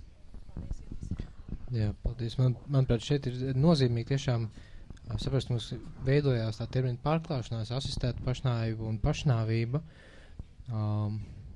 Pēdiņās sliktā pašnāvība ir tā, kur mēs nezinām, vai tas cilvēks ir ar kādu spontānu izmisumu, emociju vilni, un tāpēc viņš grib veikt pašnāvību, vai varbūt viņš tiešām pēc visiem standartiem klasificētos eitanāzijas kritērijiem. Tad no malas skatoties, to, man liekas, ir ļoti grūti izvērtēt, tāpēc, jebkura pašnāvība ir zaudējums, un asistētā pašnāvība būtu, es to vērtētu kā cilvēks sasniegumu, ka mēs palīdzam izbeigt ciešanas, kuras nav vajadzīgas. Un varbūt arī par pašnāvības domām vai šo tematu kā tādu, ka tas ieskanas arī terapeita kabinetā, tas uzreiz nenozīmē, ka mēs uzreiz saucam NMPD un pacientu stacionējam. Noteikti nē. Kā jau minēju, domas, idejas, tad impulss, viņš var rasties, ir jautājums, kāds viņš ir, un mūsu arī uzdevums ir izprast, kas rada šīs domas. Vai tas ir depresijas simptoms, vai tas ir personības traucējuma simptoms, vai tas ir milzīga krīze, kurā cilvēks ir nonācis. Kas tam ir apakšā? Un tad to izvērtējot, tad mēs no šī punkta tad var arī saprast, uz kuru pusi tas aiziet. Tā kā tas uzreiz to nenozīmē, un terapeita kabinetā nav tā, ka jūs sakat pašnāvības, un tad mēs tā kā esam, es nezinu, ko mēs tur beig daram, bet svarīgi drīzāk izpēte un saprast, kas tas par procesu ir. Jā. Un es manu, ka šeit bija vēl jautājums, ja? Lūdzu.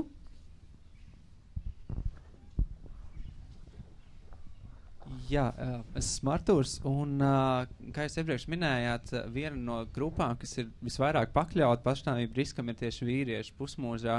Un, kā mēs zinām, tā ir arī, manuprāt, grupa, kas visvairāk un kas visvairāk izvairās no iešanas meklēt palīdzību pie iešanas, gan pie psihologiem, psihiatriem. Un man šķiet, ka arī mūsdienās jauniešiem, sevišķi vīriešiem, veidojas šī kaut kāda tā vīrišķības sajūta, kad vīrietis neraud, kad vīrietim ir jājūtas, ka jāiztur tās ciešanas, līdz viņš, piedodiet, pakarās. Un es domāju, kāds ir varbūt jūsu viedoklis, kā varbūt varētu salauzt nedaudz šo dzīmumu stereotipu tajā visā un kāda ir tā dzīmuma loma tajā? Mums bija brīnišķīga diskusija šodien Ogles teltī par uzlikto zīmogu vīrietim jābūt vienmēr stipram. Tur bija brīnišķīgi diskusijas dalībnieki, vīrieši, kur mēs drusciņi arī pieskārāmies šim, un tiešām tā arī ir, ka šie stereotipi mūs tur un vīriešus tur, bet es domāju, tā galvenā doma bija, ka mums visiem ir emocijas, un to mums ir jāatgādina, un visi izjūt emocijas plus mīnus vienādi, gan vīrietis, gan sievieti, un tas mums visu laiku ir jāatgādina, un šeit gan jau arī tāda otras puses sieviešu daļa, ka mēs atļaujam un mudinam vīrietim būt tādam, kāds viņš ir. Ja viņš grib raudāt, viņš var raudāt. Ja viņš grib būt tāds, kāds viņš grib, mēs atļaujam viņam būt. Vai ne? Mēs pieņemam šo te arī otru pusi. Ja mēs, ka mūsos pašos arī nav dzīvi šie stereotipi, kā mēs redzam vīrieti.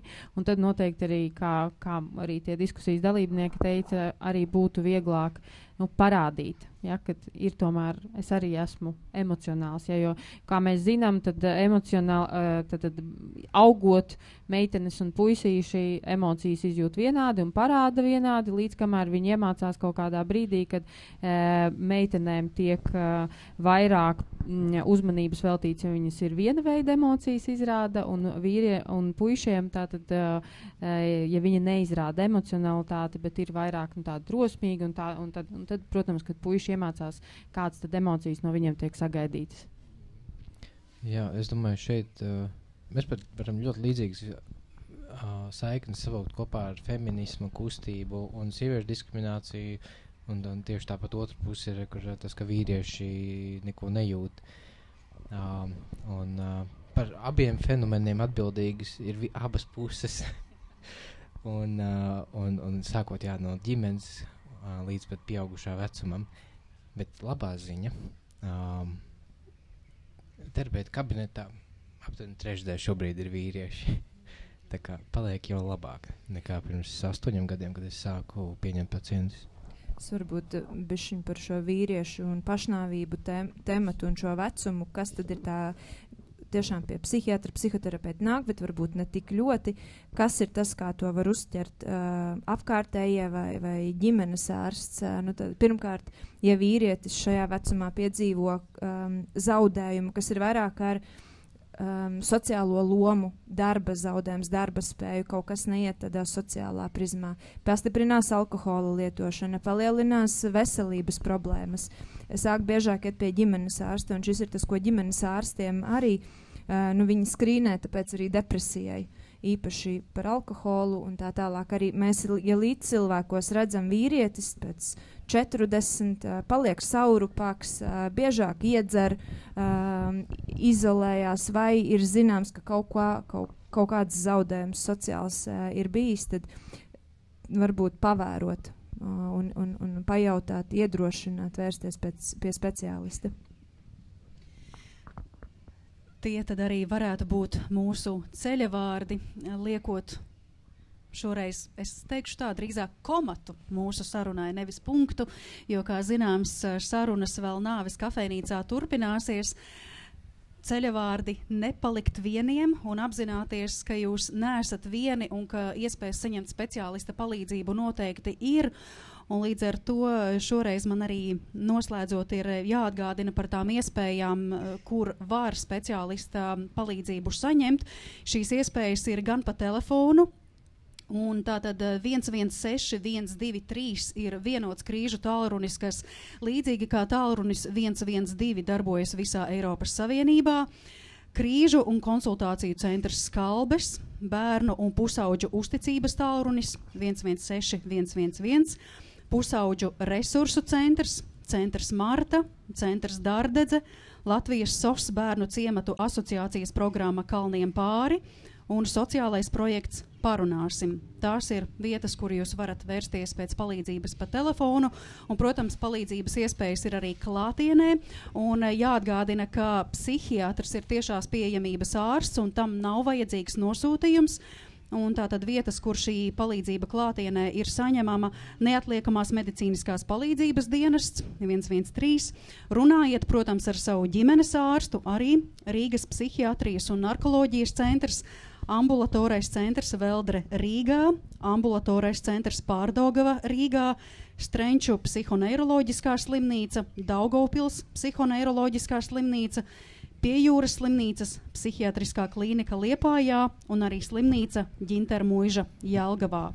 Un, ja kādam klātesošajiem ir arī aktuāli konkrētāki tālruņa numuri, tad pēc šīs diskusijas, protams, arī varat pienākt pie mums un painteresēties. Ir gan numuri zināmi, gan, protams, šeit ir arī speciālisti. Kādi vēl ceļa vārdi no mūsu pārstāvjiem, no terapeitiem, no Cepurīša kunga?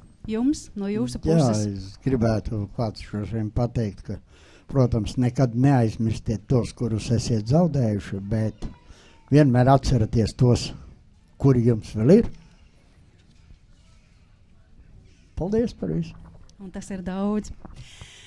Lielu paldies. Es šodien par sarunu saku šīs sarunas viesiem un atgādināšu, ka tas bija Rīgas Stradiņa Universitātes psihosomatiskās medicīnas un psihoterapijas klīnikas galvenais ārsts, psihoterapeits Ernests Pūliņš-Cinis, Rīgas Stradiņa Universitātes psihosomatiskās medicīnas un psihoterapijas klīnikas ārste, psihoterapeite un arī Rīgas Stradiņa Universitātes doktorante Laura Valaine, biedrības Skalbes valdes locekle un atbalsta tālruņa noziegumos cietušajiem 116006 vadītāja psiholoģe Santa Laimiņa, un ar mums kopā arī bija biedrības Ogle līdzdibinātājs.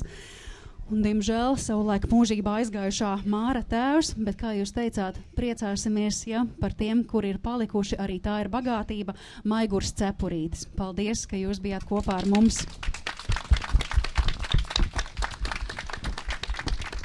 Paldies jums visi klātesošie par jūsu jautājumiem, par jūsu interesi.